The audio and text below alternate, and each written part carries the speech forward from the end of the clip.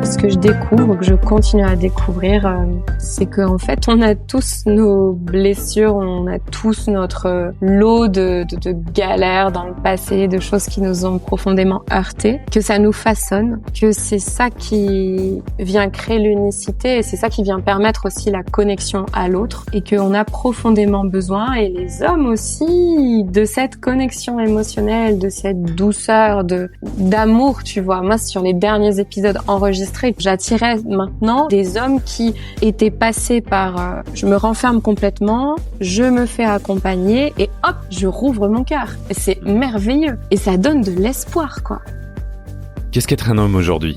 Ces dernières années, la parole des femmes s'est libérée et affirmée, invitant les hommes à réévaluer leur place et leur identité dans un monde où les anciennes normes ne correspondent plus aux réalités actuelles. À présent, l'homme est encouragé à se questionner, à demander soutien, à exprimer sa sensibilité et à trouver un équilibre entre force et vulnérabilité. L'intention de ce podcast est d'élargir les horizons, de revisiter les représentations du masculin et d'offrir des perspectives pour mieux se comprendre et renforcer nos liens. Je m'appelle Loïc Gernot, je suis coach relationnel et j'accompagne les hommes à mettre des mots sur leurs ressentis, à exprimer leurs besoins et à affirmer leur singularité. Dans cette dynamique, je vous propose chaque jeudi de partir à la rencontre de personnalités inspirantes qui partagent leur parcours et leurs réflexions sur des thématiques variées autour de la relation à soi, aux autres et aux vivants. Un lundi sur 2, je vous invite également à découvrir un épisode spécial avec une femme qui nous offre son regard sur les masculinités ou avec une conversation entre hommes où nous explorons ensemble des sujets profonds et d'actualité. Si ce podcast résonne pour vous, je vous invite à le partager autour de vous, à le noter sur votre plateforme d'écoute préférée et à commenter les épisodes sur les réseaux sociaux ou sur Discord. Vous pouvez également soutenir sa production en contribuant à une cagnotte participative sur Tipeee. Enfin, pour ne rien manquer des futurs épisodes, des ateliers en ligne organisés dans le cadre du podcast, ou encore de mes accompagnements, vous pouvez également vous inscrire à la newsletter. Retrouvez tous les liens en description. Bienvenue sur Demain.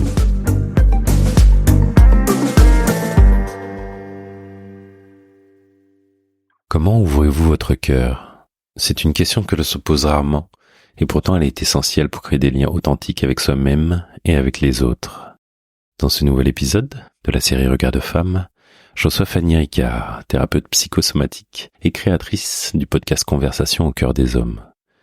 Fanny a dédié son parcours à cette exploration en créant notamment cet espace où les hommes peuvent librement exprimer leurs émotions, renouer avec leur vulnérabilité et réconcilier le masculin et le féminin en eux.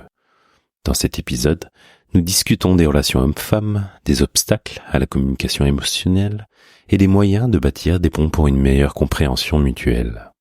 Fanny nous partage la genèse de son podcast, sa vie de femme, son expérience d'accompagnante et nous éclaire sur la manière dont les hommes peuvent accéder à un équilibre intérieur en ouvrant davantage leur cœur. Écouter cet épisode, c'est plonger dans une réflexion profonde sur nos façons d'aimer, de se comprendre et de redéfinir nos relations. Bonne écoute.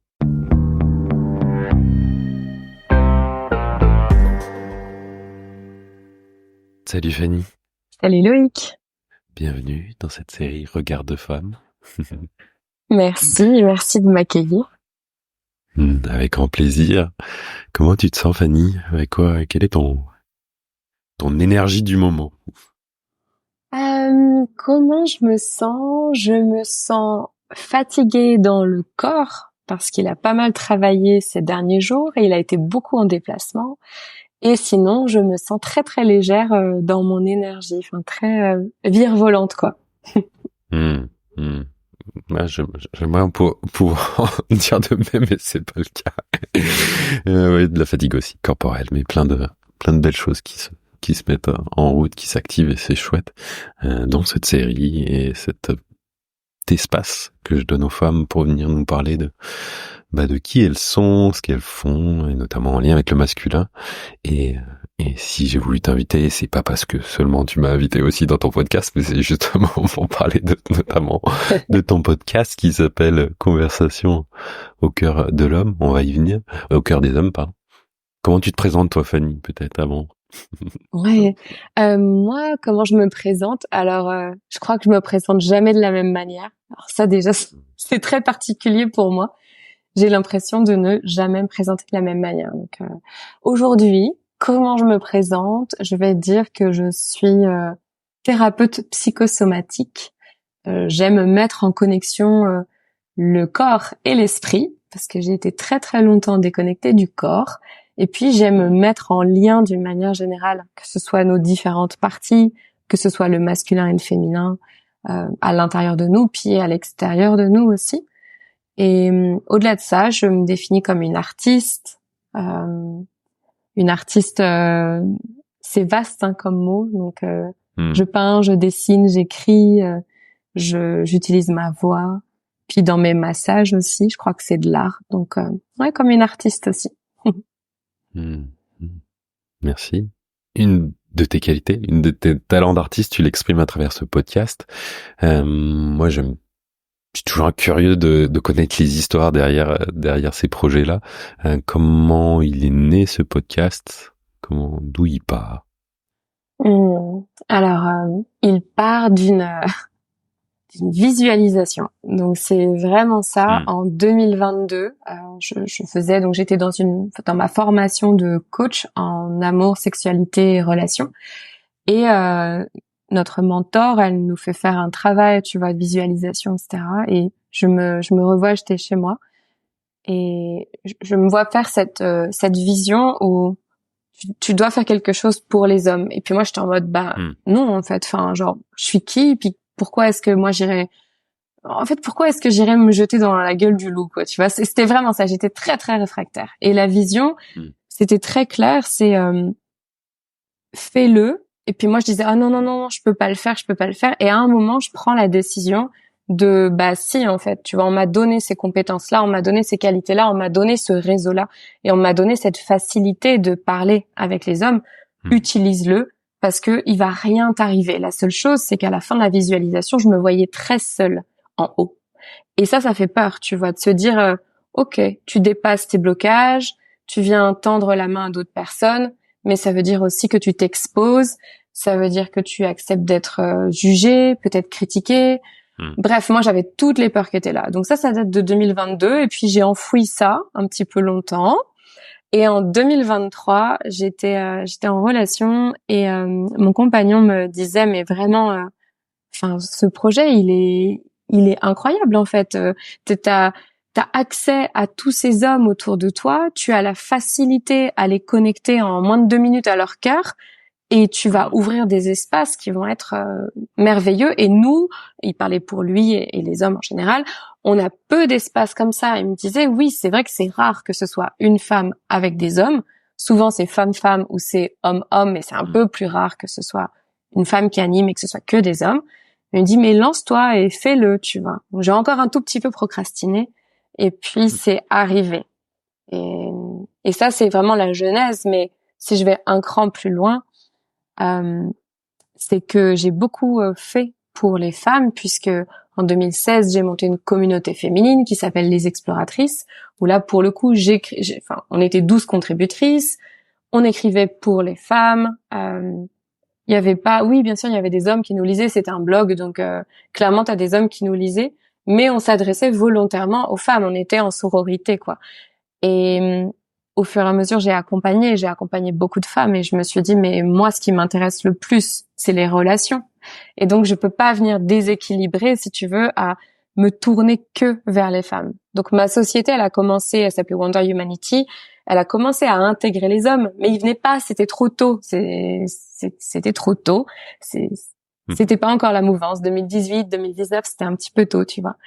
Et je me suis dit que je pouvais pas forcer les hommes à aller en thérapie, même s'il y a besoin, mais que je pouvais créer des espaces thérapeutiques, des espaces qui font du bien au cœur, à l'énergie, au corps, à la parole. Et je me disais que c'était ma part, en fait, c'était ma contribution. Et finalement, le podcast est né comme ça, où je pensais que j'allais m'adresser qu'aux hommes et que ça allait être écouté que par des hommes. Et en fait, ça fait aussi énormément de bien aux femmes. Donc c'est rigolo. Ça m'étonne pas spécialement, on va sûrement y venir. Et le nom, il t'est venu comment? Ça a été une évidence? Non, à la base, si, ça a été oui et non. J'ai répondu non en premier parce que j'avais un autre nom que j'utiliserai peut-être plus tard. Donc pour l'instant, je l'ai pas forcément mis en lumière, tu vois. Mais mais ce qui m'ennuyait, c'est que c'était une sonorité anglophone. Je suis bilingue, j'ai pas de souci avec ça, mais profondément, j'avais envie que le nom il soit en français, tu vois. J'avais envie pour une fois dans tous mes concepts, j'ai souvent eu des noms anglophones. Ben j'aimerais bien en fait que ce soit un nom en français. Puis je me suis dit OK, je voudrais qu'il y ait le mot homme dedans parce qu'il faut qu'on comprenne.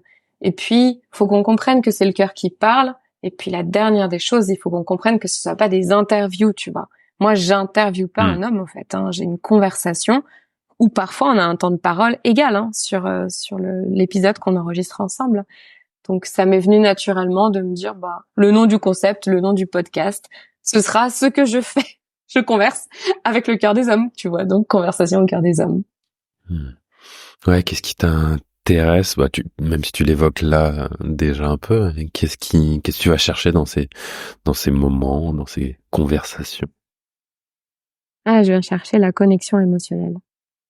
Je viens la chercher de lui à lui déjà, parce que quand il la ressent, il y a quelque chose de magique qui se passe. Et puis de moi à lui, parce que je trouve qu'on désire tous ça au final. Une connexion émotionnelle, se sentir en sécurité, pouvoir s'exprimer, pouvoir être vu, entendu, aimé, respecté pour qui l'on est. Mais il y a assez peu d'espace qu'il le propose. Et donc, je le fais aussi pour moi, ça me fait du bien aussi, tu vois. Je crois que clairement, quand je suis dans ces espaces-là, profondément, on est d'humain à humain, quoi.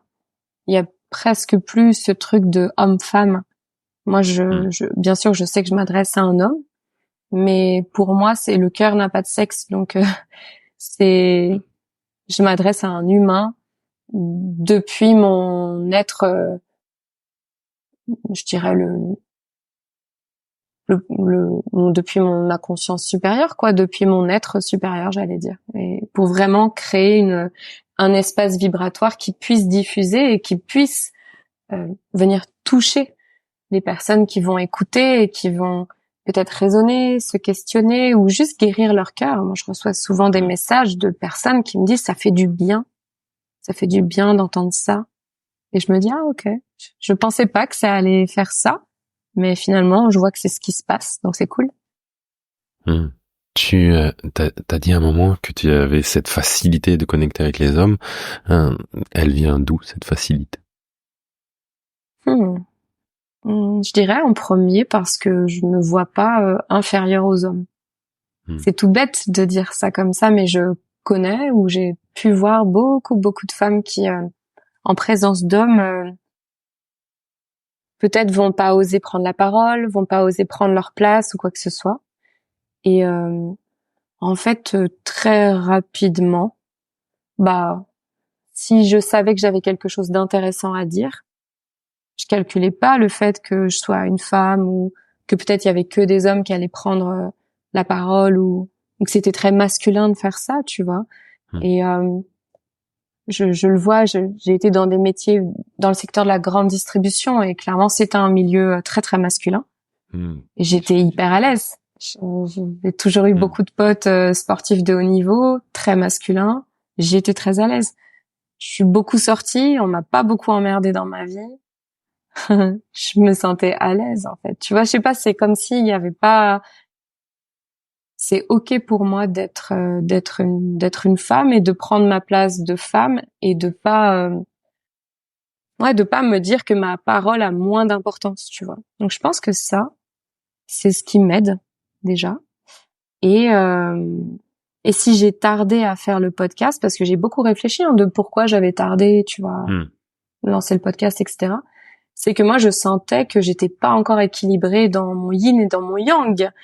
Et donc, si je montais un projet comme ça avec des hommes, il y allait avoir une partie de moi qui allait se réveiller, qui est la partie de moi qui va vouloir plaire, qui va vouloir séduire. Et ça, c'est complètement inconscient, mais j'ai aucun souci à en parler et à l'évoquer. Et tant que j'étais pas équilibrée sur ça, je voulais pas prendre le risque de monter ce projet parce que tu crées quand même des espaces intimes, parce que parce que tu sais pas ce qui peut sortir d'une conversation, ou même lors d'un massage, tu vois, tu viens inviter la personne dans ton espace. Pour moi, le podcast, c'est la même chose. Même si on se touche pas au moment où il y a cette conversation, il y a quand même comme une bulle où la personne ressent qu'il y a une très très forte connexion. Si moi je suis pas ancrée, si moi je suis pas parfaitement assise dans mon énergie, à savoir ce pourquoi je le fais, et du coup voilà les limites à respecter, et à la fois mon cœur est grand ouvert, je pense que j'allais complètement désaxer le podcast, le pourquoi, et j'allais sortir de cette humanité dont je te parlais juste avant, où je vois plus l'homme comme un homme, mais je le vois presque plus comme son enfant intérieur que comme l'homme que j'ai en face de moi, mais surtout comme un humain, tu vois. Donc ouais. Oui, j'entends une conversation d'âme à âme, Ouais. et très très humaniste. En tout cas, c'est ce que ça m'évoque. Et oui, tu crées, en tout cas, je me partage, mais tu crées une bulle intime, et donc j'entends, et je trouve ça chouette d'avoir cette démarche, parce qu'effectivement, je pourrais presque me dire que je me suis posé la même question, et d'où ça part, pour être ok. Donc j'entends. Et qu'est-ce que tu as découvert, et que tu continues sûrement de découvrir à travers ces conversations sur les hommes? Alors moi, je vais répondre à ta question juste après. Et j'aimerais bien te poser la question, Loïc, à ce stade. Vu que ton épisode qu'on a enregistré ensemble sur mon podcast sortira après, va falloir attendre un petit peu pour le découvrir. Mais j'aimerais te poser la question, moi, de toi qui as vécu cette bulle, à quoi tu dirais que ça sert de venir parler sur le podcast? Ouais.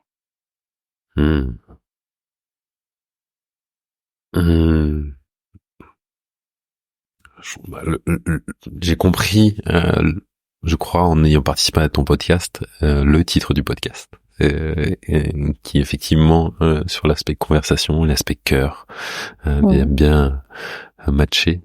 Je crois de retrouver de l'authenticité, en tout cas, de retrouver de la profondeur dans les liens, et donc du coup d'offrir des espaces où les gens peuvent s'exprimer comme ils sont. En tout cas, moi je me suis senti accueilli de cette façon, et je pense que ça aurait pu durer beaucoup plus longtemps, que ça aurait été ok.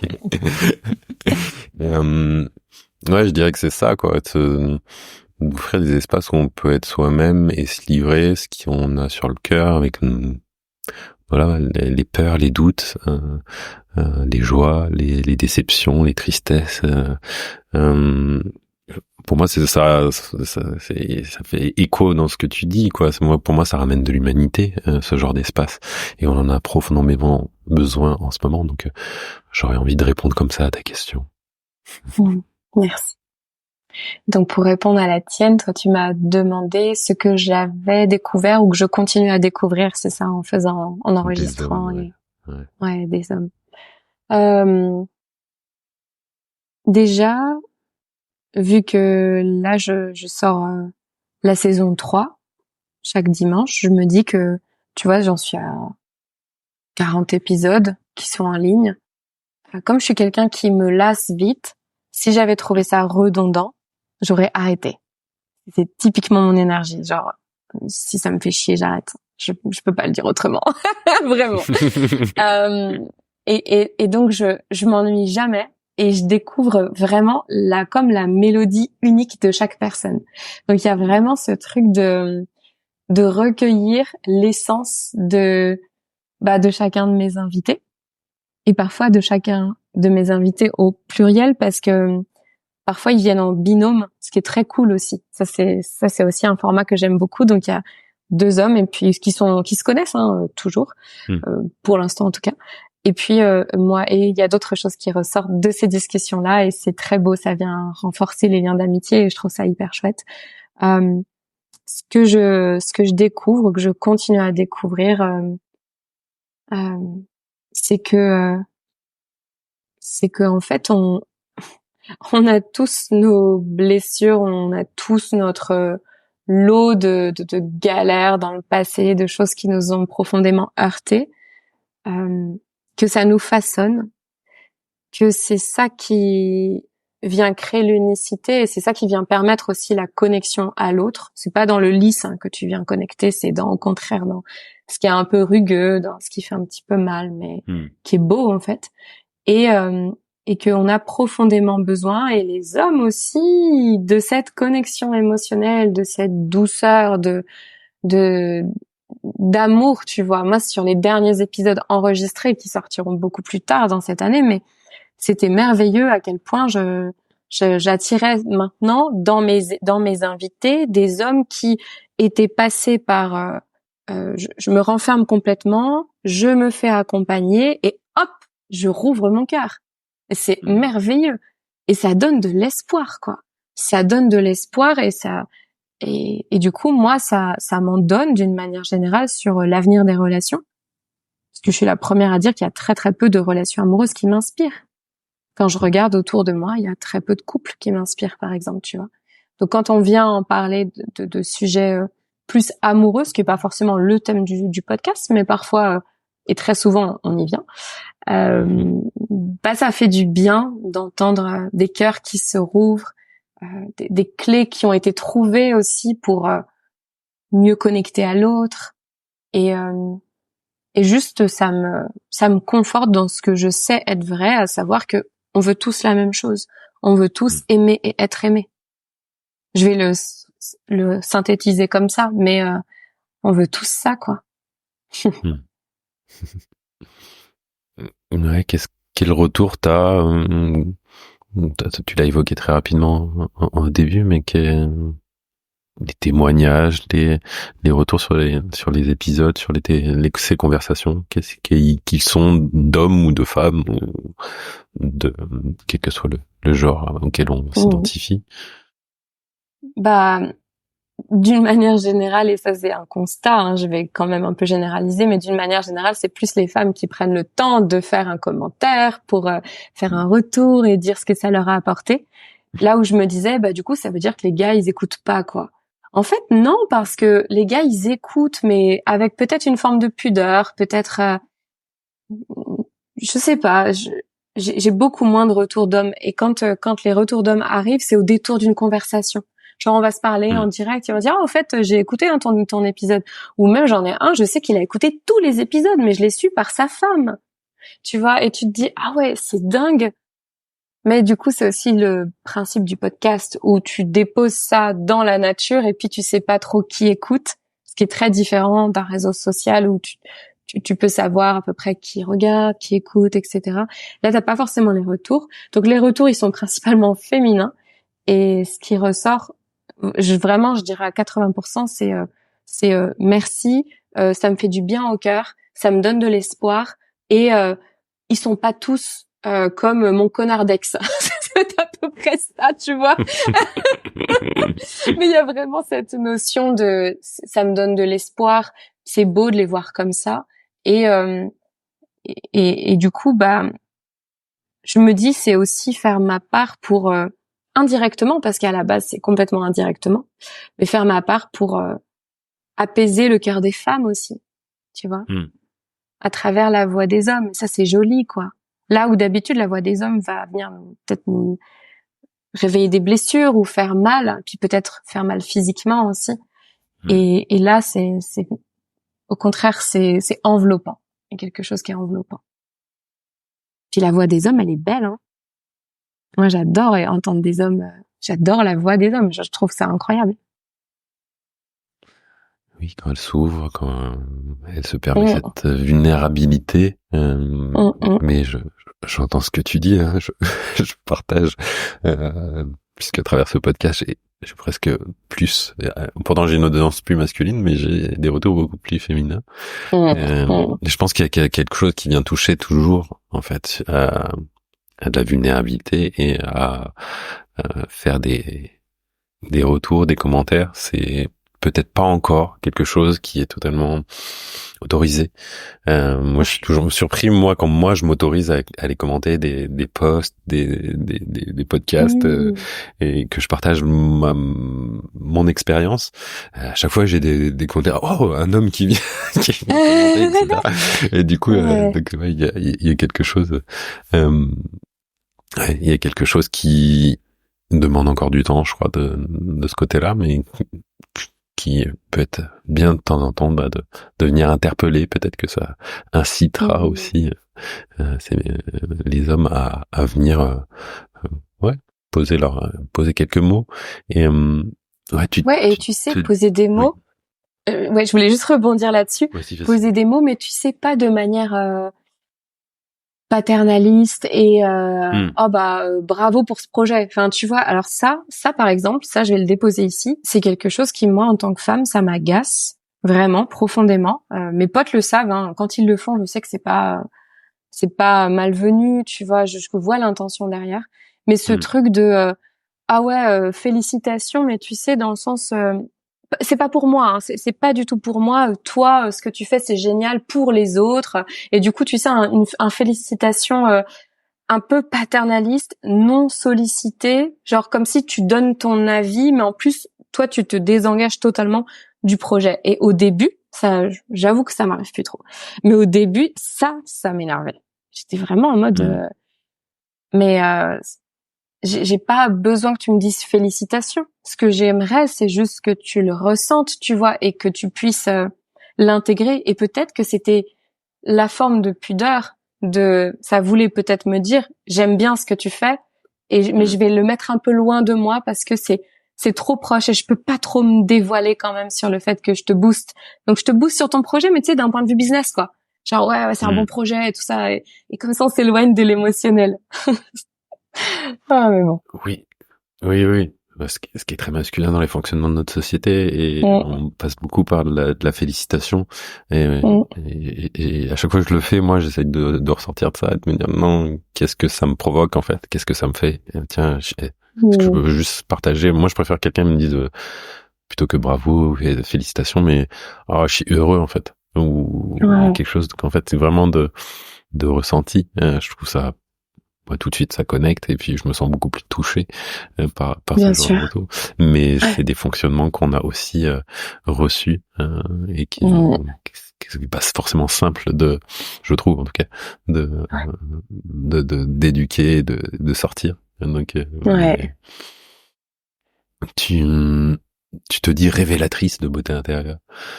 Comment cette beauté intérieure, t'arrives à la mettre en valeur ou à la faire sortir chez ces hommes? Je dirais je dirais spontanément que c'est déjà ce que j'ai fait sur moi, quoi, tu vois. J'ai du mal à croire que profondément, dans l'énergétique, tu puisses faire ressortir quelque chose de quelqu'un si toi-même t'as pas fait ce travail d'extraction, tu vois. Et je parle vraiment d'extraction parce que parfois c'est très très profondément enfoui. Et du coup, je pense que de manière très inconsciente, et on parle pas forcément d'énergie avec les hommes qui viennent me voir, tu vois, que ce soit même pour un massage ou un accompagnement. Parfois oui, mais parfois non, tu vois, je peux avoir un langage très pragmatique et très terre à terre, mais il y a quelque chose dans l'énergétique et donc hyper inconscient qui fait que vibratoirement, c'est ressenti en face dans le positionnement que j'ai fait le job. Donc, quand bien même j'arriverai pas avec mes process, mes protocoles ou ce que tu veux ou mon écoute, à minima, je suis l'incarnation de ce que je veux pour toi. Parce que profondément, je veux vouloir le meilleur, mais je peux te l'offrir que si moi je suis d'un espace où je t'offre mon meilleur, quoi. Mon meilleur, c'est quand je suis centrée. Mon meilleur, c'est quand je suis authentique. C'est quand je me montre vulnérable. Et quand j'accepte de faire ça, tu vois, accepter de le faire. Pour certaines femmes, les femmes, elles peuvent avoir la blessure de l'autre femme, tu vois, la peur de se montrer vulnérable face à d'autres femmes. Pour certaines femmes, c'est face aux hommes, et puis pour d'autres, c'est pour les deux. Et moi, je pense que j'avais les deux. Hein. Moi, je pense que profondément, j'avais un truc engrammé en moi de c'est pas safe en fait, et du côté des femmes et du côté des hommes. c'est pas safe d'être moi-même. Et donc, tu crées ta prison, quoi.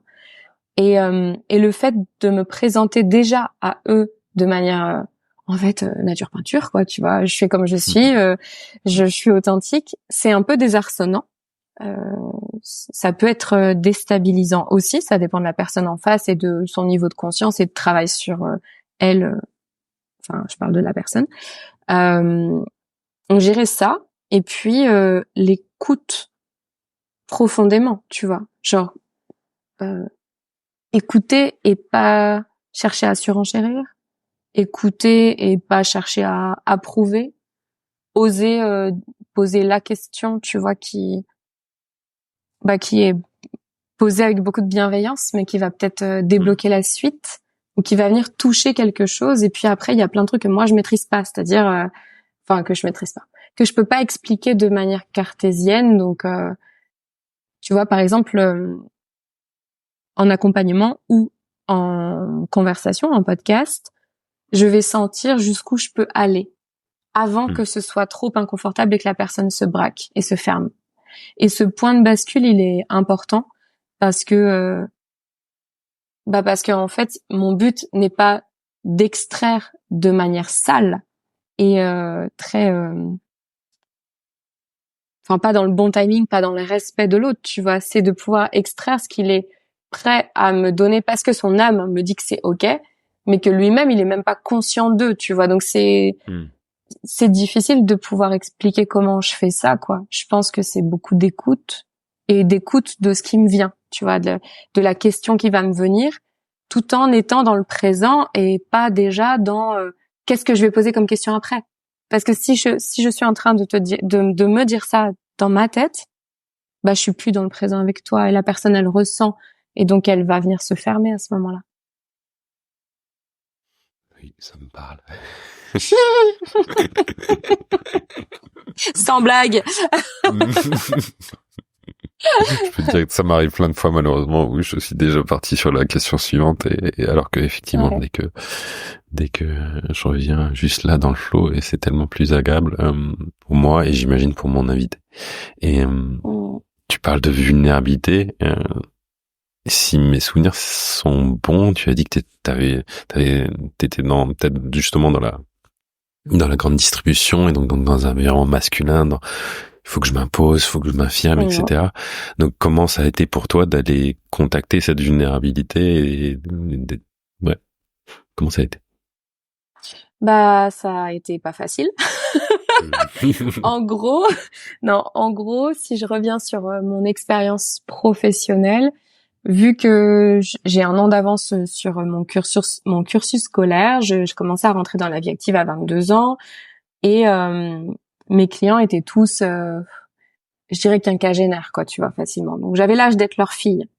Donc t'imagines, milieu de la grande distribution, assez macho, les blagues bien salaces, c'est ce que tu veux. Honnêtement, bien sûr, c'est pas le cliché c'est un peu généralisé, mais honnêtement, oui, j'ai pu en entendre tellement que voilà. Puis il y a des fois où tu ris jaune et il y a des fois où vraiment tu préférais ne pas avoir entendu. Donc t'es dans ce milieu-là, on te fait comprendre que t'es une femme, qui plus est que t'as l'âge d'être leur fille. Et moi, j'accompagnais des hauts dirigeants en tant qu'experte de la distribution. C'est un peu difficile de te projeter en tant qu'experte quand t'as 23, 24, 25 ans et sans prendre la posture de je vais t'apprendre ton métier. Donc il a fallu moi que je développe énormément d'assurance dans ce que je disais et dans ma posture pour pouvoir être entendue. Parce que c'était pas le fait d'être une femme et jeune et jolie, je vais le dire ici aussi, qui allait m'aider. J'avais la sensation que ça, c'est ce qui allait me desservir. Et donc pendant très longtemps, je me revois totalement. Quand je partais en voyage avec mes clients, je mettais tout le temps mes lunettes de vue. Je mettais jamais de talons. J'avais une garde-robe spéciale pour les voyages, qui était la garde-robe la moins féminine possible. Je voulais comme gommer la femme que j'étais.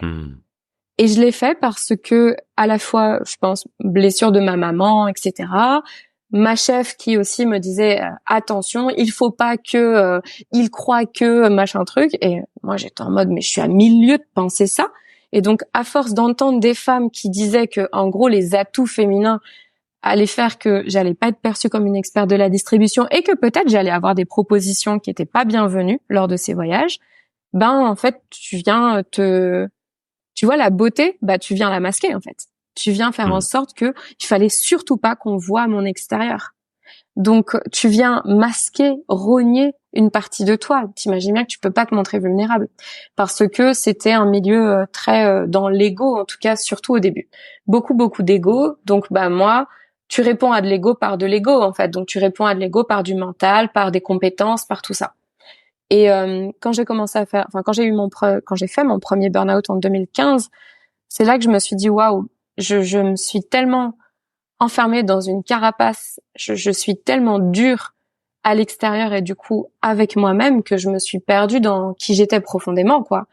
Et naturellement, mon style de management a commencé à changer, à se rassouplir, à faire en sorte de laisser beaucoup plus de liberté. Et puis j'ai commencé à mettre, des trucs tout bêtes. Je mettais pas pour autant de robe ou quoi que ce soit, mais je sais pas, quand il y avait un dîner avec les clients, des fois je mettais du rouge à lèvres. Et c'était trop marrant parce que j'enlevais mes lunettes et je mettais du rouge à lèvres et t'avais les yeux des hommes qui étaient comme ça. Et je me suis dit wow, est-ce que c'est sécure de le faire? Et en fait, ça l'était. Tu vois, ça l'était parce que moi je l'étais, parce que de cet espace-là, je sentais que je pouvais être femme. Et donc, naturellement, tu testes. Et c'est comme ça pour la vulnérabilité. Quand il y a eu des moments où c'était plus compliqué, je pouvais partager des choses avec mes clients, tu vois. Et finalement, c'était pas malvenu de le faire. Mais je ne pouvais le faire que d'un espace vraiment profondément de cœur. Sinon, je me serais sentie tellement en insécurité et en panique de me montrer vulnérable que j'aurais jamais pu, tu vois. Donc moi, j'ai vraiment eu à réapprendre ce que c'était la douceur, à réapprendre que la féminité, ça voulait pas dire nécessairement la drague et la séduction et que si je me fais belle, c'est peut-être avant tout pour moi en fait et je veux peut-être rien avec toi, tu vois. Il y a tout un désapprentissage que j'ai eu à faire de ça, quoi. Ouais. Exprimer ta féminité depuis ton cœur et pas depuis l'extérieur. C'est ce que Ouais, exactement. Ouais, totalement. Et puis tu sais, ça fait très longtemps, si j'enchaîne sur ça fait très très longtemps que je pense à 17 ans, je disais déjà des choses comme ça, donc c'était à 22 ans. Où je disais moi je veux pas me maquiller parce que je veux qu'on me trouve belle sans maquillage en fait. Et donc je j'œuvrais beaucoup pour ça quoi. Ce qui était antinomique avec le début de la vingtaine où souvent c'est là où les femmes se maquillent le plus et après on revient à plus de beauté naturelle je trouve. Mais moi pas du tout quoi. Je pense vraiment que je mettais du mascara et c'était tout. Et la première fois que j'ai mis du rouge à lèvres, j'avais 30 ans quoi. Donc c'est très étrange. C'est très étrange et à la fois j'ai compris que c'est parce que c'était ma façon à moi de le plus je me montre naturelle et le plus on va voir qui je suis vraiment et on va pas s'accrocher sur des apparats extérieurs et on va venir connecter avec ma profondeur là où aujourd'hui je m'habille comme je veux, je fais ce que je veux et vient à moi qui doit connecter avec moi. Mais tu sais, j'ai inversé maintenant cette tendance, mais ça a été long pour moi. Ouais, tu te laisses voir aujourd'hui? Ouais, je crois. Pas à 100%, je pense pas. Pas encore à 100%. Ça défaut vraiment que la personne ait la bonne clé pour moi. Il y a plusieurs portes avec plein de serrures. Mais au moins, les premières portes, elles sont ouvertes et ça me permet de laisser rentrer dans mon champ, on va dire, énergétique, les personnes et ensuite, toi, est-ce que tu passes la porte d'après? Est-ce que tu passes celle d'après? Est-ce que tu passes celle d'après? Tu vois. J'ai quand même, et je l'aurai, je pense toujours, et je suis OK avec ce fonctionnement, un système, c'est pas non plus un labyrinthe, mais un système de portes. Et, mais un peu comme tu sais, on a premier cercle d'amis, deuxième cercle d'amis, troisième cercle. C'est un peu ça, quoi. Je me montre pas vulnérable auprès de tout le monde non plus, parce que j'ai compris que c'était pas forcément non plus ce qui était demandé. Oui, ça sera peut-être pas forcément compris et accueilli. J'imagine quand ça dépend aussi de l'espace. Et aujourd'hui, j'imagine en tout cas qu'à travers ton podcast, quel est, on va dire, ton degré de confiance dans les hommes? Parce que je trouve qu'aujourd'hui, il y a souvent des commentaires, que ce soit de la part des femmes et même des hommes. Moi qui accompagne des hommes, il y a des fois des hommes qui viennent dans des cercles pour retrouver aussi cette confiance en l'autre homme. Ouais, Mhm. toi, comment tu te sens avec ça et qu'est-ce que tu constates? Bah moi, je constate que ce que ça m'a demandé depuis 2 ans, donc depuis que j'ai eu cette vision, c'est de développer ma compassion envers les hommes. Je pense que j'ai été très longtemps, c'est même pas contre eux, c'est pas ça, mais je me disais, bah de toute façon, ils trompent tous. Enfin, tu sais, des trucs vraiment où c'était pour moi, c'était comme une évidence, et donc vu que c'était ma réalité, bah c'est ce qui m'arrivait, hein, tu vois, clairement. Je venais comme corroborer ce que je mettais dans ma tête. Et aujourd'hui, j'ai plus de la compassion. Je me nourris énormément de belles histoires. Tu vois, moi, j'ai besoin d'entendre aussi des belles histoires. J'ai besoin d'entendre des relations pas parfaites, parce que ça n'existe pas, mais des relations où l'homme est engagé, où l'homme choisit, et puis que la femme choisit aussi, et que ça dépasse les épreuves. En fait, ça me donne beaucoup d'espoir en la relation, d'une manière générale. Et après, j'ai pas, enfin, vu que je connais aussi beaucoup de femmes qui ont trompé, qui ont pas forcément été honnêtes, qui ont fait souffrir des hommes et tout, bah, j'ai juste remis mon point d'équilibre, que c'est l'humain, tu vois, l'humain qui n'est pas dans son cœur, l'humain qui n'est pas euh, écouté et aimé pour ce qu'il est pleinement, va venir faire du sale en fait. c'est Hmm. c'est c'est même pas lié au sexe en fait, hein, c'est lié, enfin moi je crois en tout cas que c'est lié à la permission ou non d'être qui l'on est. Et donc Hmm. je me dis juste que dans ma vie, je veux que des personnes qui ont fait ce travail de connaissance d'elles-mêmes, pour justement qu'ils ne subissent pas leurs blessures, mais qu'ils les contactent, qu'ils sachent profondément comment ils réagissent en cas de, j'en sais rien, de pas de nouvelles ou de je sais pas quoi. Je voudrais qu'ils se connaissent bien, quoi, parce que c'est la clé. En fait, c'est la clé de tout. Quand tu te connais bien, tu peux l'affirmer, tu Hmm. peux exprimer tes besoins, tu peux exprimer tes désirs. Et après, tu le fais dans le langage d'amour de ta partenaire, mais en vrai, ces espaces, du coup, ils deviennent possibles parce qu'il y a plus le «ah mais si je dis ça, elle va me quitter». Moi, je dis tout le temps, il y a souvent des hommes, hein, qui me parlent de ça en off et tout, mais qui me disent «ah non mais ça je peux pas lui dire ça». Ah bon, tu peux pas? Qu'est-ce que t'en sais? Parce que quand tu dis que tu peux pas, t'es en train de parler à sa place. T'en sais rien du tout.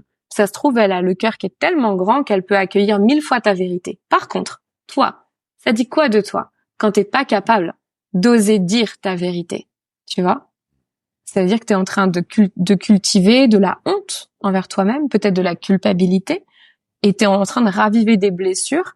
Et en plus, au lieu de prendre ta responsabilité pour ta blessure, tu viens de dire c'est ta meuf en fait qui peut pas l'entendre ça. Ça me rend ouf. Tu vois, on en revient à ce truc paternaliste de oh la pauvre petite femme, elle pourrait pas gérer ma vérité. Et ça m'énerve, tu vois. Rien que mon ton là, il a changé. Ça m'énerve Oui. parce que j'aime que les gens soient responsables de leurs histoires, tu vois. Il y a que ça qui compte. Hmm. On peut toujours pardonner quelque chose qui est maladroit, on peut pardonner une erreur, mais honnêtement, quand les gens prennent pas leurs responsabilités, hommes ou femmes, ça me rend ouf, quoi. Parce que y a que dans la responsabilité qu'on peut avancer et qu'on peut progresser et que c'est beau, tu vois, ce qui se crée. Donc voilà. Prenez vos responsabilités, mesdames et messieurs, parce que franchement, il y a que ça qui compte en fait. C'est tellement Hmm. important. Oui. Bah, bon, tu prêches un converti, c'est un peu mon cheval de bataille, conscience et responsabilité, et puis c'est Ah bah. effectivement le mot qui commençait à venir avant avant que tu le prononces. Et oui, comment on peut prendre nos responsabilités, tous et toutes. Et Ouais. tu parles de connaissance de soi et de toi. Euh, Qu'est-ce que tu as appris sur toi en faisant ce podcast, en faisant ce projet? Que ça soit à travers les conversations des hommes, les hommes eux-mêmes, ou toi dans bah, peut-être ce challenge, ou en tout cas ce projet. Mhm. Euh,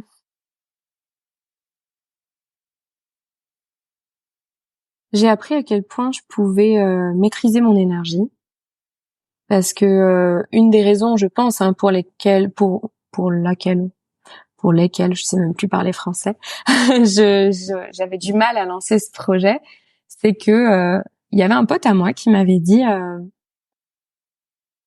je suis pas sûre que, en gros, ton mec, il aimerait que tu sais, que tu masses d'autres hommes, que t'aies des conversations avec d'autres hommes, de manière, bah, du coup, assez intime, parce que la personne vient chez toi ou tu viens chez lui, etc. Et ça m'avait profondément blessée parce que je m'étais dit, waouh, enfin, ça dit quoi de moi? Ça veut dire quoi? Je peux pas me tenir? Ou alors il parlait de ses homologues, je sais pas, il pense qu'ils ne peuvent pas se tenir, ou il parlait juste de lui, et lui, ça le rendait jaloux, ou lui n'aurait pas pu se tenir, je ne sais pas. Enfin, en fait, c'était même pas ça le sujet, mais ça m'a beaucoup freinée parce que je me disais, mais je fais comment avec l'énergie que je dégage, sans que ce soit mal perçu, sans que ce soit mal intentionné, sans qu'on vienne avoir une image de moi qui n'est pas celle que je veux renvoyer, tu vois.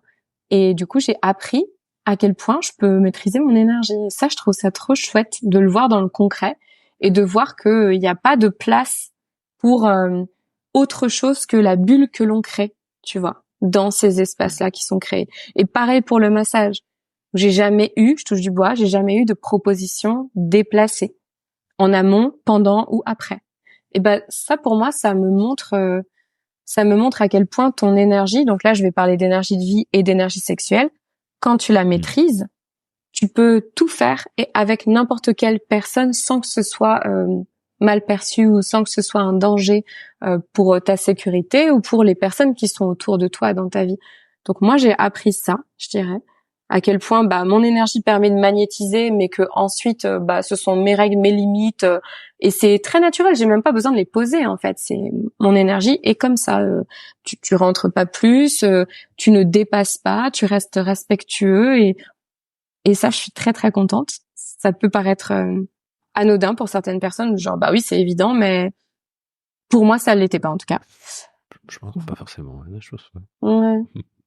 Donc ça, je crois que c'est ça que j'ai le plus appris et aussi à renforcer mon intuition, tu vois. J'ai toujours vu que je suis quelqu'un qui aime le direct, le live, tu vois, le sans filet. Il y a pas de, même si par exemple, quand on vient m'interviewer, on me dit je vais t'envoyer les questions en amont. Je dis vas-y, fais-le, mais je vais pas les lire en fait. J'aime le live en fait, vraiment le direct, parce que t'es sans filet, t'es toi-même, donc c'est là que tu te montres le plus vulnérable et le plus courageux. Et c'est venu renforcer ça chez moi, tu vois, que quand j'écoute vraiment mes intuitions, les mots ou les sujets que j'ai envie d'aborder, ou même dans la sélection des personnes qui viennent au micro, eh bien je me suis jamais trompée quoi. Genre c'est toujours très juste parce qu'on me dit mais comment tu les sélectionnes, comment tu savais qu'avec lui t'allais parler de ça. J'ai je t'arrête tout de suite, j'en savais rien quoi. Tu vois en fait je savais pas, j'ai écouté mon intuition et bim j'ai envoyé un message depuis mon cœur et la personne a répondu du tac au tac oui ou alors non je suis pas prêt, pas de souci. Mais en tout cas quand c'est un oui ça a toujours été le cœur de l'homme qui disait oui. Et ensuite, un jour avant, il m'envoie un message pour me dire, en fait, je dois préparer quelque chose. Non, ça, c'est ta tête. Je parle pas à ta tête. Je parle à ton cœur. C'est ça.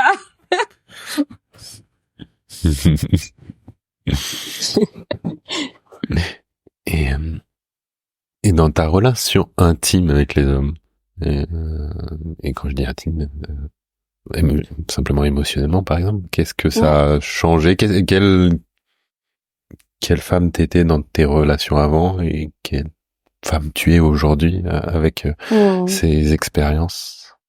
Moi j'ai eu une grosse prise de conscience l'année de mes 30 ans, hein, l'année de mon burn-out. Voilà, je sais pas, il y a eu beaucoup de choses qui se sont mises en place. C'est là où j'ai commencé une relation longue qui a duré 6 ans.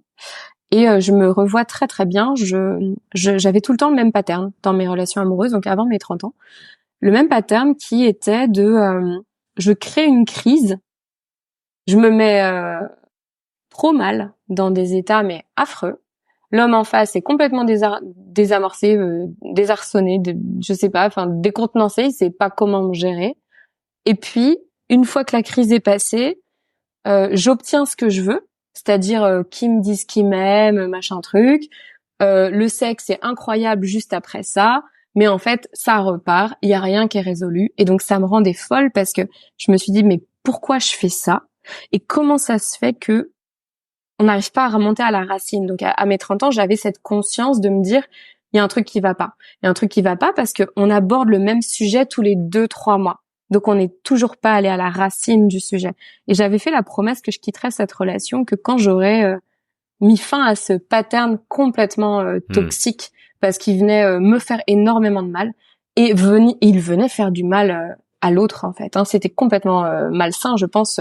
Mais après, je le dis avec beaucoup de bienveillance pour cette partie de moi, mais honnêtement, c'était très malsain, ça faisait beaucoup de mal. Et dans cette relation, il y a beaucoup de choses qui ont shifté, et notamment parce que je l'ai laissé aussi m'aimer pour tout ce que j'étais. Et au fur et à mesure, il m'a montré, c'est vraiment lui qui m'a montré comme j'étais belle à l'intérieur, et comme j'étais belle même à l'extérieur, il y avait des choses que j'aimais pas chez moi, et il me l'a montré d'une autre manière. Et il l'a fait avec beaucoup de patience, de constance et de persévérance. Et ça, en fait, c'est juste incroyable pour un système nerveux, ou en tout cas un style d'attachement qui peut être un peu anxieux, parce que il y a que sur la durée que mon cœur va s'ouvrir. Parce que si tu le fais une fois ou 2 fois, bah moi dans ma tête je vais me dire ouais, mais à la 3e fois, tu vois. Mais quand ça fait 3 fois, 4 fois, 5 fois, 10 fois que le gars il te dit qu'il sera là à 20h, il est là à 20h, que quand il te dit je t'appelle, il t'appelle, et quand il peut pas t'appeler, t'envoie un message juste pour te dire je peux pas t'appeler, ok, je suis rassurée. Alors c'est venu faire shifter quelque chose en moi, tu vois. Donc il y a eu vraiment cette première phase qui a été importante. Et puis on s'est séparés en conscience. Et donc j'avais 35 ans. Ouais, c'est ça, 2020, 35. On s'est séparés en conscience, et c'est la première fois que je me suis séparée sans que ce soit à des cris, des pleurs, et que ça rappuie sur des blessures. On s'est séparés dans un processus de uncoupling, tu vois, uncoupling, enfin, je sais pas comment on dit, mais d'enlever le couple, quoi, tu vois, de la manière la plus douce possible, et d'enlever le couple sans enlever l'amour. Parce que la plupart des gens associent tout, et donc c'est tout ou rien, et c'est ce qui fait que les gens restent en couple alors qu'ils devraient juste arrêter le couple et peut-être rester amis pour garder l'amour, tu vois. Et donc cette relation du début à la fin m'a fait complètement changer mes patterns. Et puis depuis 2020, il y a eu beaucoup de phases d'exploration de qui j'étais en tant que femme, puisque c'était aussi me reconnecter à qui j'étais en tant que femme, dans ma féminité et en étant célibataire, parce que pareil, je faisais la distinction entre si je me mets féminine, tu vois, si je fais des trucs mais que je suis en couple, je peux toujours dire que je suis en couple, donc non, il y aura rien qui va se passer. Mais être féminine sans être dans la séduction ou aguicheuse, mais ne plus avoir mon excuse toute trouvée de ah non mais je suis en couple, bah ça c'était difficile pour moi à réapprendre. Donc il y a eu tout ça qui a été à réapprendre. Et honnêtement, je pense que en 2021, je pense que j'ai trop c'est ce que j'avais besoin de faire, mais en tout cas, je pense que j'ai trop laissé accès à mon énergie, tu vois. Parce que je savais pas qui j'étais. Et donc, ça veut pas forcément dire aller jusqu'à la sexualité, hein, mais vraiment juste trop de porosité, parce que je savais même plus vraiment qui j'étais en tant que femme. Et puis, naturellement, c'est venu se repositionner, parce que tu viens explorer un côté, tu viens explorer l'autre côté, et tu viens te positionner au centre. Et aujourd'hui, moi, par exemple, tu vois, je n'aime pas les phases de séduction. Je crois que je les ai jamais aimées en vrai, mais j'aime pas les phases de séduction du début de relation. Je les trouve fausses. Si c'est une phase de séduction dans l'optique que je te choisisse ou que tu me choisisses, tu vois, il y a un truc de manque d'authenticité qui moi n'est pas ok pour moi. Donc j'ai une façon très peut-être que c'est boring pour des gens, tu vois, j'en parle à des amis, ils disent mais pas du tout, c'est que t'es dans ta vérité, etc. Mais en fait, moi, j'aime qu'on vienne directement dans la profondeur, quoi. J'ai besoin de savoir qui j'ai en face. Je peux pas mieux connaître des hommes que j'accompagne ou même que je masse, parce qu'après on parle, donc il y a un aspect thérapeutique, et que toi là, tu t'ouvres pas à moi, c'est pas possible. Enfin, tu vois, genre c'est déconnant. Et donc j'ai vraiment besoin de ce niveau de profondeur. J'ai besoin de connexion mentale, spirituelle, physique, avant même d'ouvrir mon corps, tu vois. Donc plus je fais, enfin ça je le partage souvent à des personnes, mais plus je fais ce chemin, plus mes standards sont ce qu'ils sont, mes limites sont ce qu'elles sont, et et moins tu rencontres de gens, parce que je laisse pas accès à beaucoup de personnes d'avoir la chance de franchir, je sais pas, la 3e porte ou la 4e porte, tu vois. Les premières portes, elles sont faciles à ouvrir, hein. C'est celle de l'amitié ou de la rencontre, la connaissance, tu vois. Mais est-ce que tu vas me stimuler sur le long terme? Est-ce que tu vas me voir pour qui je suis? Est-ce que t'as travaillé sur toi pour que quand il y a une prise de tête, tu saches comment tu vas réagir et comment tu vas désamorcer? Est-ce que même t'en as l'envie, en fait?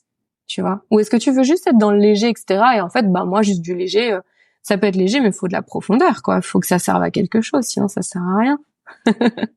Donc voilà qui je suis, hein. Dans l'intime, c'est pas facile d'atteindre mon intime, en fait. Je me rends compte, mais c'est plus comme avant. C'est pas par peur, tu sais. C'est vraiment par souci de qualité et par choix de chercher le bon match, quoi. C'est facile, hein, d'être en couple ou en relation, donc moi c'est pas la facilité que je cherche. Je t'avoue qu'il y a beaucoup de choses que tu exprimais qui résonnent profondément à tous les niveaux. donc, même en étant un homme, tu vois. Ouais, donc comment tu nourris ton cœur aujourd'hui?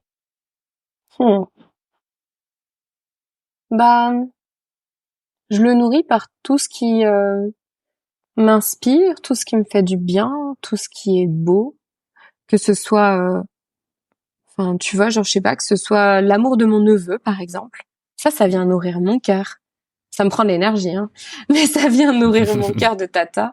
Quand je masse profondément, c'est marrant parce que je nourris l'autre, mais moi je nourris mon cœur aussi, tu vois. En fait, c'est dans tout ce que, à chaque fois que je fais ce qui est dans mon cœur, sans trop le questionner, à chaque fois que je m'autorise à être dans le présent et pas trop dans la futurisation ou quoi, tu vas dans la tête, tout ça, ça vient nourrir mon cœur. À chaque fois que je me fais plaisir, je me fais quelque chose qui me fait du bien, je m'autorise à me traiter comme je voudrais qu'on me traite, tu vois. C'est ce qui fait aussi très certainement que c'est plus difficile.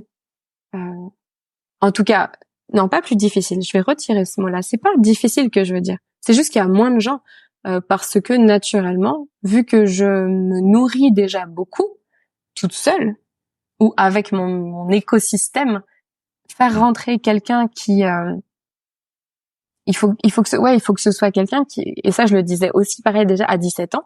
En gros, pour moi, je suis à 100% quand je suis seule. Donc si tu viens me laisser à 100%, je suis même pas sûre que je t'accepte, tu vois. C'est comment est-ce que on vient faire grandir mutuellement ce plus. Donc ce cœur, moi je le nourris déjà beaucoup par moi-même, quoi.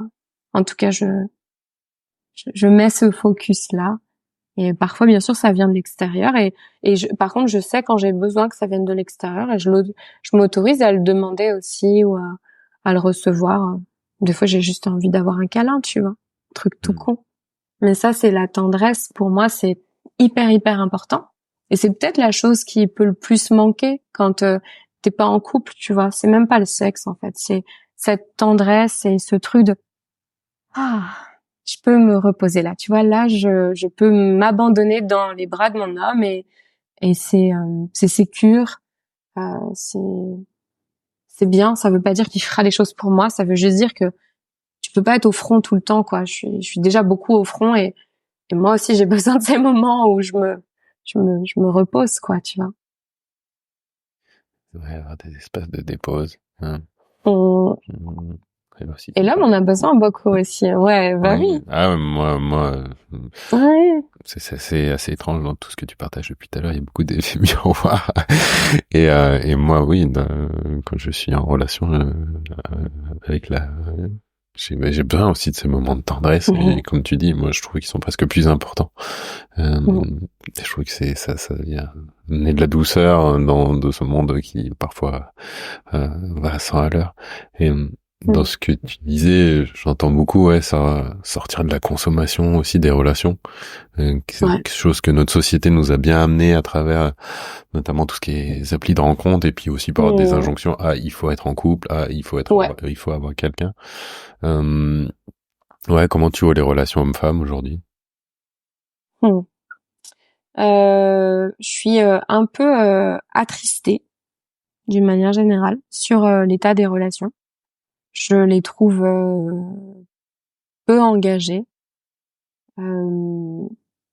Parfois, j'en viens à être mélancolique de ces premiers amours, tu vois, où où il y a pas encore le bagage, et donc c'est complètement bien sûr fusionnel et en fait bourré de blessures, mais c'est tellement pur, tu vois, le premier amour, que des fois j'en suis mélancolique de ça, et et c'est pour ça que j'en reviens à cette notion de responsabilité, parce que c'est les deux qui doivent prendre leur part de responsabilité. J'accompagne beaucoup plus de femmes que d'hommes, hein, honnêtement. C'est clair. Et ce qui est ouf, tu vois, ce qui me rend ouf, c'est que les femmes souvent souffrent dans la relation, puis c'est elles qui payent pour se faire accompagner parce qu'elles pensent qu'elles ont un souci, tu vois. Et donc, c'est une fois encore comme la double peine, quoi, tu vois. C'est-à-dire que il y a de la souffrance dans la relation, et ensuite une forme de culpabilité de je suis pas assez bien, un truc qui cloche avec moi, il faut que je vais investir sur moi, tu vois. La démarche, elle est très belle, hein, mais elle serait encore plus belle si c'était aussi en face de l'autre côté. Et et en fait, l'âge grandissant, moi je croyais, tu vois, dans moins de 6 mois j'aurai 40 ans, et je m'étais dit bah c'est sûr que avec l'âge, on prend en sagesse et en maturité, et donc les relations vont être plus directes, engagées, on va savoir direct, etc. Et ben en fait, je ne vois pas ça. Je vois des enfants meurtris. Je te jure, Loïc, c'est ça que je vois. Je vois des enfants meurtris qui ont peur d'avancer dans la relation et qui du coup viennent mettre en place, viennent plutôt laisser des mécanismes de protection, auto-saboter le bonheur qu'ils pourraient vivre, juste parce que c'est pas la bonne entité d'eux-mêmes qui prend le contrôle de leur vie. Et je crois pas à ce truc de mais oui, mais c'est pour ma liberté, machin truc. Non, parce qu'en fait, à partir du moment où tu comprends que dans l'union tu peux trouver ta liberté et que c'est même la base de la liberté, de pouvoir te sentir safe émotionnellement, c'est ce qui te permet d'être profondément libre, et notamment parce que dans une relation saine, tu es aimé pour ce que tu es, donc tu es déjà libre, tu vois, par définition. Bah, c'est ça que je vois, quoi. Je suis attristée de voir autant de personnes qui ont des blessures, un vieux sac à dos là, et au lieu de le laisser, qui s'accrochent à ça, et puis qui viennent en plus se complaire dans ce truc-là.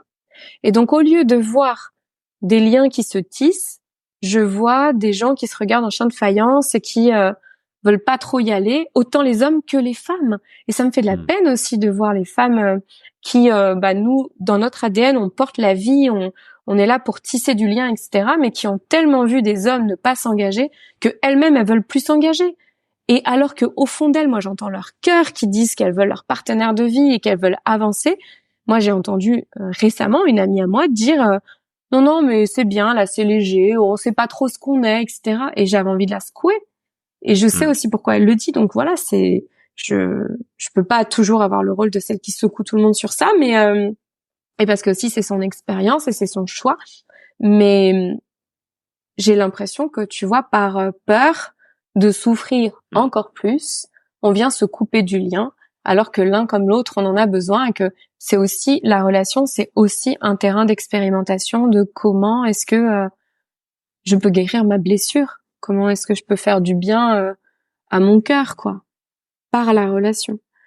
Donc voilà, je pense vraiment pas être pessimiste parce que j'ai une nature très optimiste, mais dans ce que je regarde, je suis un petit peu attristée du manque d'engagement et du manque de responsabilité, tu vois. Ça me touche tout ce que tu viens de dire, parce que ça me parle aussi beaucoup. Oui, j'ai l'impression qu'on parle beaucoup aujourd'hui des peurs plutôt que du cœur, et beaucoup aussi sur l'incertitude que peut être une relation et que tu sais pas où ça va te mener. et c'est le propre même. Parce que sinon on commencerait pas. Regarde Loïc, il y a combien de relations qui vont durer toute la vie? Très peu. Donc ça veut dire que si si au début d'une relation tu disais attention, hein, dans 8 ans c'est terminé, hein. Bah t'y vas même pas. Donc on ne commencerait rien du tout.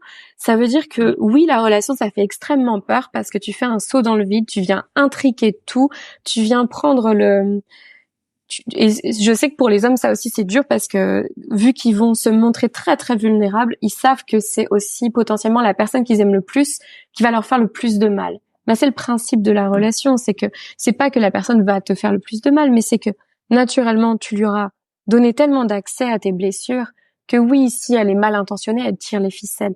Mais si elle est bien intentionnée, son intérêt c'est absolument pas d'appuyer sur la blessure.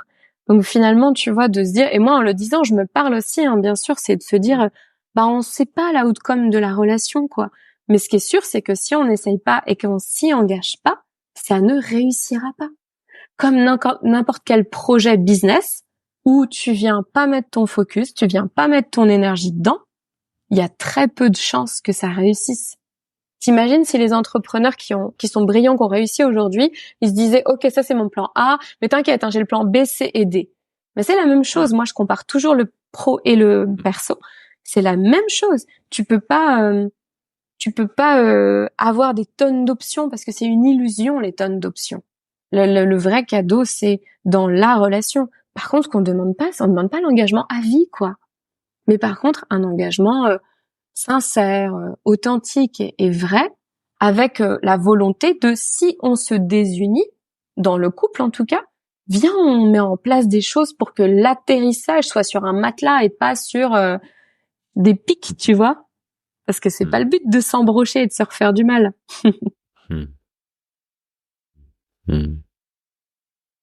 Tout un sujet.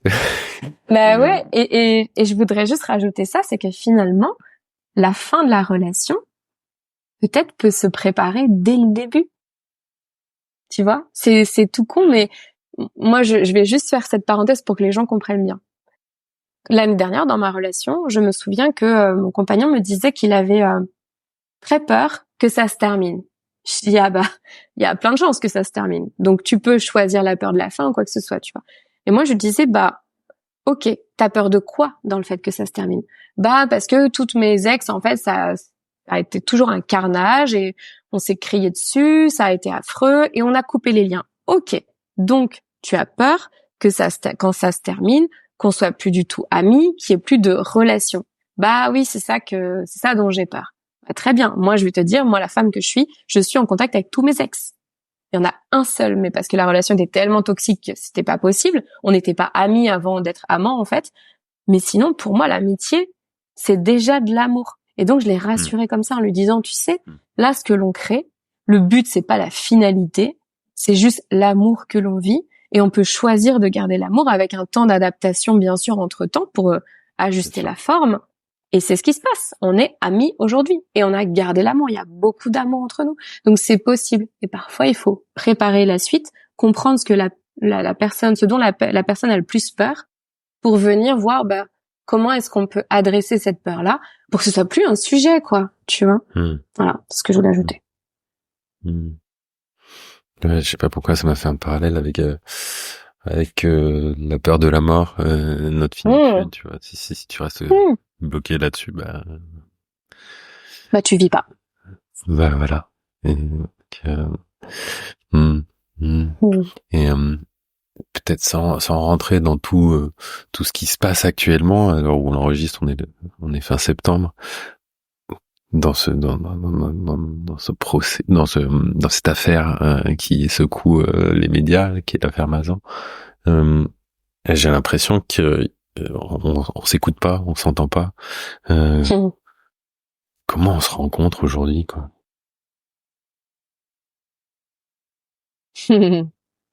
Alors, ça dépend sur quel plan tu parles, parce que les rencontres, il y en a tous les jours, mais je pense que toi, tu parles de la rencontre qui fait que il y a plus de brouhaha pour pouvoir vraiment s'entendre.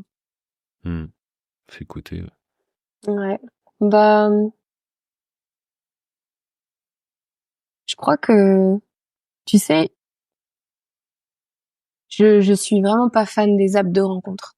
Donc, une fois tous les 10 ans, Et franchement, c'est sans mentir, parce que 2012, 2022, puis là 2024, j'ai un peu fait mentir mes statistiques. Mais je teste quelques jours, tu vois, genre une semaine, allez 2 semaines, sur des apps de rencontres. Et en fait, c'est affreux parce que ce swipe, cette impression que tu as d'être dans un harem où tu as une multitude de choix, ça vient créer un brouhaha énorme. Parce que alors que à la base, genre je m'en foutais, c'est-à-dire que je suis sur l'application en me disant sois pas bête, ça peut arriver, tu peux faire une rencontre comme ça, donc on va ouvrir le champ des possibles, tu vois, on sait jamais. Mais en me disant que j'y croyais pas trop. Et ben ça vient créer, alors même que je m'en fous à la base, ça vient créer ouais, je lui parle, lui, il est sympa, mais il y a peut-être mieux, tu vois. Et le y a peut-être mieux, mais c'est affreux. En fait, on vit dans une société où le y a peut-être mieux, il vient polluer tous les choix et donc toutes les rencontres. Et il y a eu une fois où j'ai beaucoup apprécié parce qu'on parlait avec un gars et c'était cool, tu vois. Et il m'a dit ouais, non, je sais, en fait c'est le contraire. Je parlais avec ce gars-là et en fait ça vibrait plus. Voilà, c'est exactement ça. Ça vibrait plus pour moi comme ça vibre. Enfin, c'est on-off, hein, donc je sais pas trop faire semblant. Et je lui ai dit, tu vois, je lui ai dit, écoute, j'ai bien apprécié qu'on ait parlé, mais franchement, j'avoue que ça vibre plus trop pour moi. Et tu sais, il m'a dit, mais merci de me l'avoir dit. En fait, la plupart des personnes seraient parties sans rien dire, auraient annulé le match et puis auraient continué. Et moi, je serais restée avec cette question, ou alors j'aurais dit, vas-y, encore une meuf, elle en a rien à foutre. Et du coup, je vais renvoyer ça aux autres meufs, vu que je peux pas leur faire confiance. Pourquoi est-ce que je leur donnerais? Et tu vois, cette méfiance, il y a de la méfiance des deux côtés. Et donc moi, j'ai décidé de, oui, prendre le risque, peut-être que ce soit mal interprété ou quoi que ce soit, mais au final, et c'est arrivé avec un deuxième, juste avant que je quitte l'application, je me rendais compte que c'était pas pour moi, où au final, les gens apprécient quand on est juste honnête et sincère. Donc je dirais que on se rencontre de manière sincère quand on enlève aussi tout le brouhaha, tous les soi-disant autres options qu'on a ailleurs, alors que la vie, elle te donne exactement ce que tu dois vivre. Donc si tu es en train de vivre quelque chose, pourquoi est-ce que tu regardes à gauche ou à droite? Si tu regardes à gauche ou à droite, c'est que soit t'es pas avec la bonne personne, fine, tu sors de la relation, tu vois. Soit c'est que t'as peur et tu viens poser des sécurités pour si jamais ça marche pas. Mais bien entendu que si dans ta tête tu dis si jamais ça marche pas, tu vas jamais rencontrer la personne parce que dans ton énergie, et notamment si c'est une femme en face, elle va le ressentir. Et donc c'est là qu'elle va être relou, selon les dires. Elle va être relou ou elle va commencer à poser des questions, mais parce qu'en fait elle ressent que t'es pas dedans. Et toi tu lui diras pas parce que t'oseras pas dire ta vérité. Et donc on se rencontre pas, tu vois. On passe à côté de ce qu'il y a de plus beau parce que l'un comme l'autre on a des armures, quoi. Les femmes elles jouent le rôle des hommes aussi, hein. Tu vois, c'est aussi ce qui est triste, mais les femmes maintenant elles mettent leurs armures. Elles ont une façon de consommer la relation aussi qui était franchement, je pense, il y a 10 ans, elle était pas comme ça. Donc, ça va très vite dans les changements sociétaux. Faut s'adapter. Mais je trouve que on va vers un éloignement et du coup, beaucoup de solitude, tu vois. On peut avoir la sensation d'être entouré, mais en fait, profondément, quand t'es en toi, tu te dis, waouh, en fait, il y a de la solitude parce qu'il n'y a pas cette connexion émotionnelle que parfois tu n'as pas avec tes amis ou que t'as peut-être même pas avec ta famille, tu vois. Donc, ouais, je questionne ça, quoi. Je questionne le brouhaha et toutes les distractions, tu vois, qui font que tu t'éloignes. Et c'est pareil pour un projet pro. À chaque fois que tu viens mettre de la distraction, il n'y a pas grand-chose qui se crée. Donc,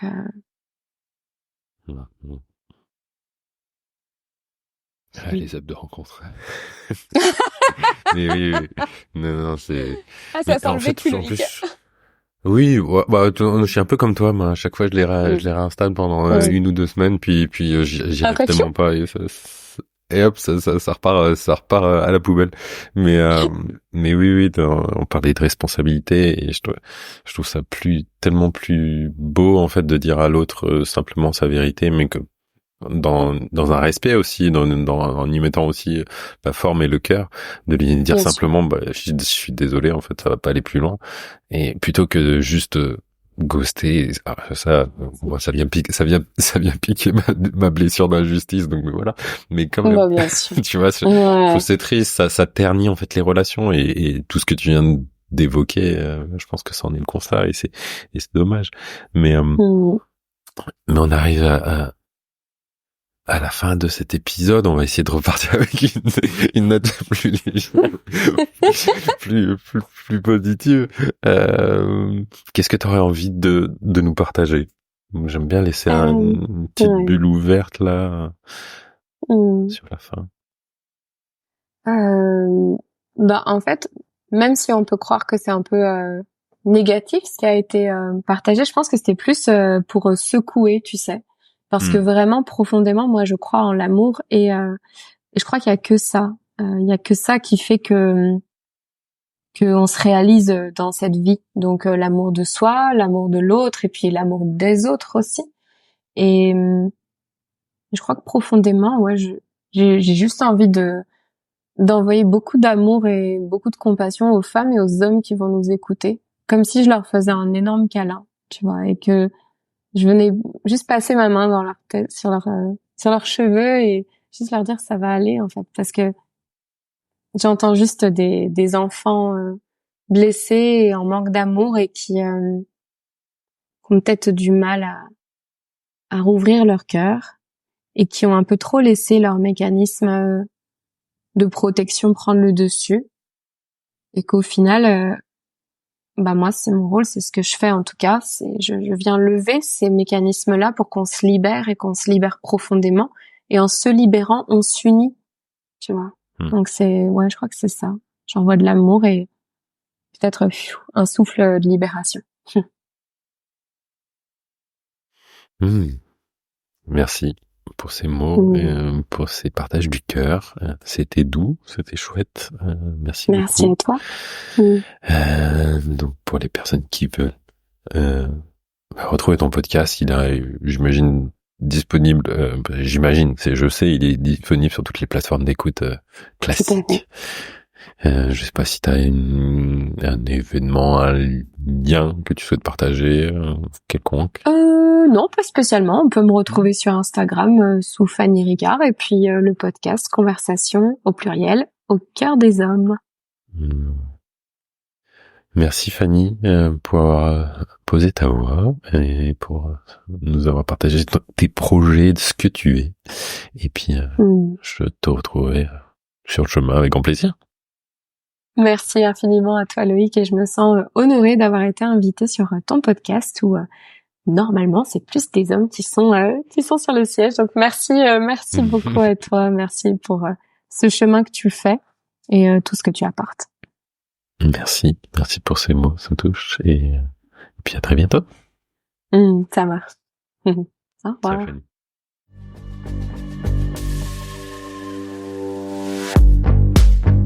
Merci d'avoir écouté cet épisode. Si vous avez aimé, n'hésitez pas à en parler autour de vous ainsi qu'à le partager sur vos réseaux sociaux. Vous pouvez aussi donner une note sur votre plateforme de podcast préférée. Enfin, si vous avez des suggestions, des remarques ou encore des idées d'invités, n'hésitez pas à m'envoyer un message via le site domahome.fr ou encore sur Instagram, domahome podcast tout attaché. À bientôt pour un nouvel épisode.